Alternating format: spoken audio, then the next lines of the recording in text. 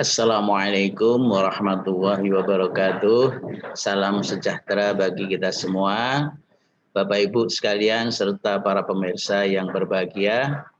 Perkenalkan, saya Bambang Kholis Sudi, Kepala Laboratorium Fisika Fakultas Teknologi Industri Universitas Trisakti Jakarta, akan menjelaskan tentang unit laboratorium fisika ini.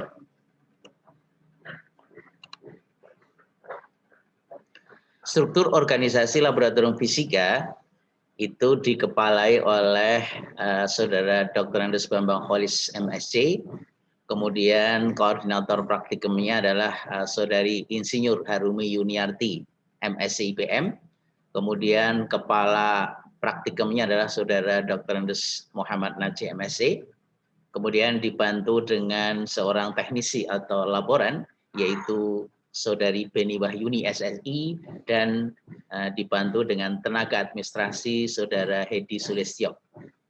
Di dalam pelaksanaan praktikum fisika, maka perlu dibantu dengan beberapa orang asisten. Asisten laboratorium fisika itu berasal dari berbagai prodi, baik prodi di bawah Fakultas Teknologi Industri maupun prodi di luar Fakultas Teknologi Industri. Pelayanan praktikum fisika. Laboratorium Fisika FTI itu melayani tidak hanya prodi-prodi di bawah Fakultas Teknologi Industri, tetapi juga dari luar teknologi industri. Antara lain adalah yang pertama, untuk Fakultas Teknologi Industri sendiri atau FTI, ada 3 prodi yang dilayani praktikum fisikanya, yaitu jurusan teknik mesin, kemudian yang kedua jurusan teknik elektro, dan yang ketiga adalah jurusan teknik industri. Kemudian yang kedua adalah Fakultas Teknologi Kebumian dan Energi atau FTKE, itu ada 3 prodi. Yang pertama adalah teknik perminyakan, kemudian yang kedua teknik geologi, dan yang ketiga adalah teknik pertambangan. Kemudian untuk yang ketiga Fakultas Arsitektur Lanskap dan Teknologi Lingkungan atau FALTL, yaitu untuk prodi teknik lingkungan.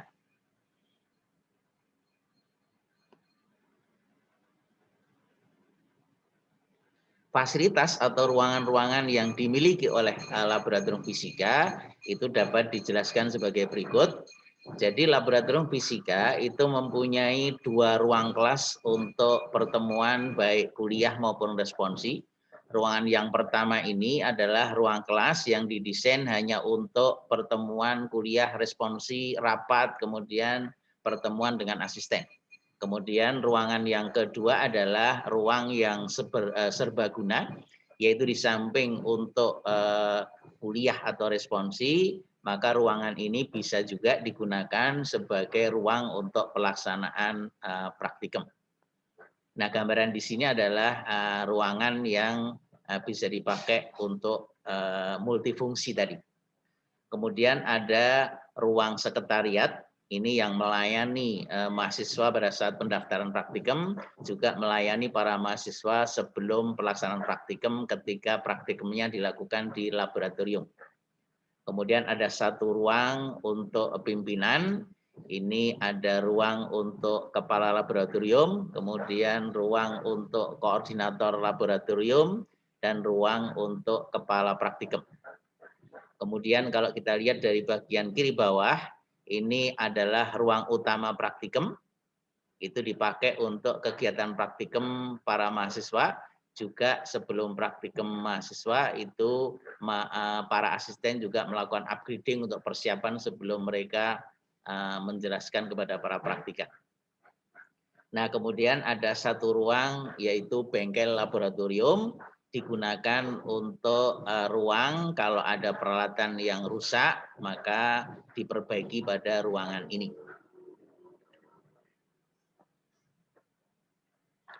Nah, kemudian ruang laboratorium yang lain ini diperlihatkan, ruang yang di sebelah kiri atas adalah ruang utama praktikum. Nah, ruang utama praktikum ini ada 2 sisi yang tidak terlihatan dari bagian ini. Nah, ini bisa dipakai juga serbaguna.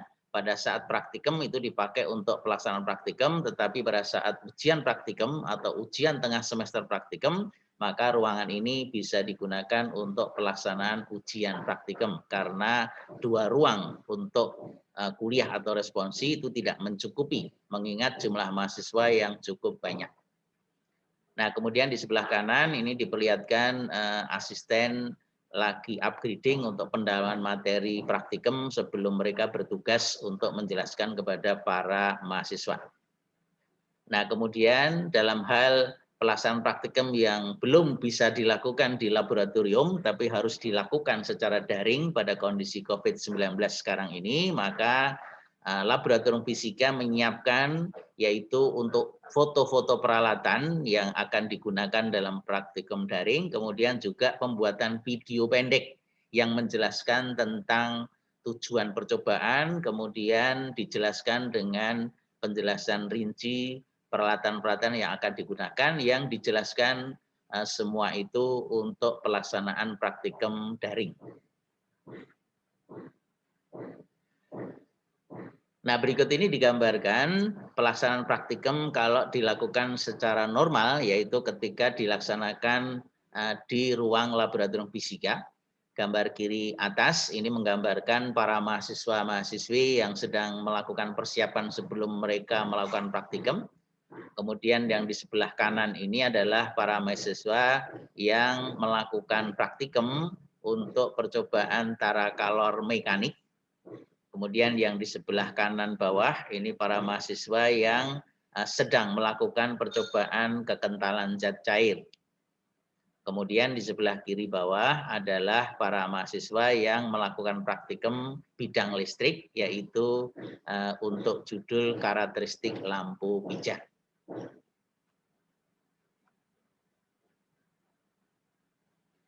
Nah, berikut diberikan beberapa gambaran peralatan yang dimiliki oleh laboratorium fisika ini. Yang pertama adalah kelompok percobaan bidang mekanika. Antara lain adalah untuk judul percobaan energi mekanik ini. Kemudian yang di tengah atas ini adalah judul praktikum vibrasi torsional.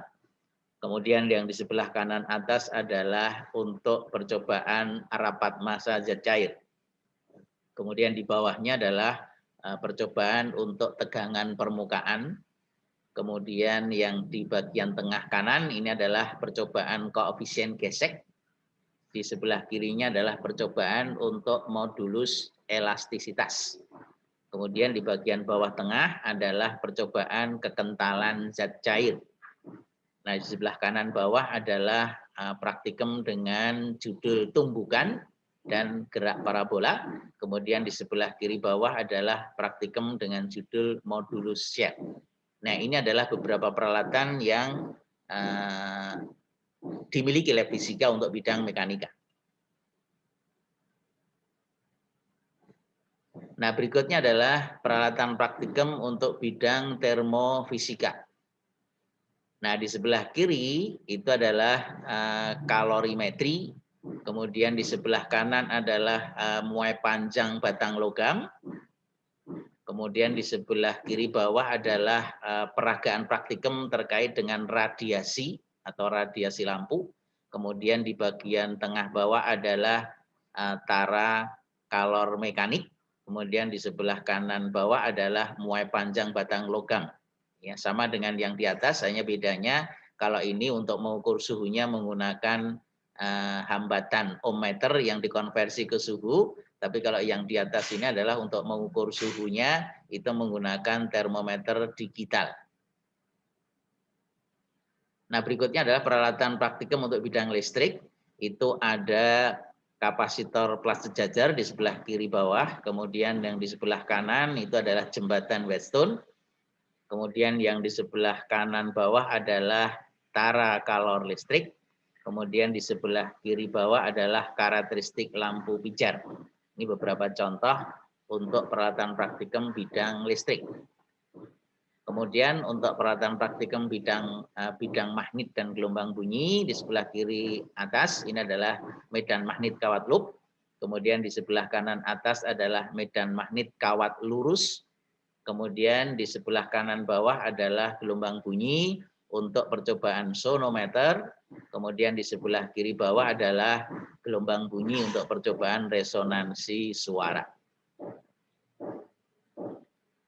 Nah, sedangkan berikut itu adalah beberapa percobaan untuk bidang optika. Di sebelah kiri atas itu menggambarkan peralatan untuk percobaan fotometer. Kemudian di sebelah kanan atas adalah lensa positif dan negatif. Kemudian di sebelah kanan bawah adalah spektrometer prisma. Kemudian di bagian tengah bawah adalah polarimeter. Kemudian di sebelah kiri bawah adalah interferensi. Nah, materi praktikum secara keseluruhan di laboratorium fisika ini ada 34 judul percobaan yang terdiri dari 7 bidang. Yang pertama adalah bidang mekanika dengan kode M, ini kode-kode percobaan, jumlahnya adalah ada 10 percobaan.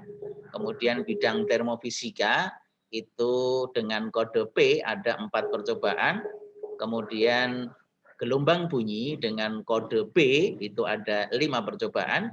Kemudian yang keempat adalah bidang listrik dengan kode L itu ada 4 percobaan. Kemudian untuk bidang magnet kodenya adalah MG dengan jumlah percobaan sebanyak 3. Dan yang keenam adalah bidang optik atau optika dengan kode OP itu ada 5 percobaan. Dan yang ketujuh adalah bagian bidang fisika modern itu dengan kode FM itu ada 3 percobaan. Nah, setiap prodi yang melakukan praktikum di laboratorium fisika itu rata-rata melakukan 8 percobaan dari percobaan yang ada tergantung dari kebutuhan atau permintaan prodi yang bersangkutan. Jadi laboratorium fisika itu melayani para mahasiswa praktikum sesuai dengan kebutuhan atau permintaan dari masing-masing prodi. Demikian penjelasan singkat tentang laboratorium fisika. Mudah-mudahan bisa dipahami. Terima kasih atas perhatiannya. Assalamualaikum warahmatullahi wabarakatuh.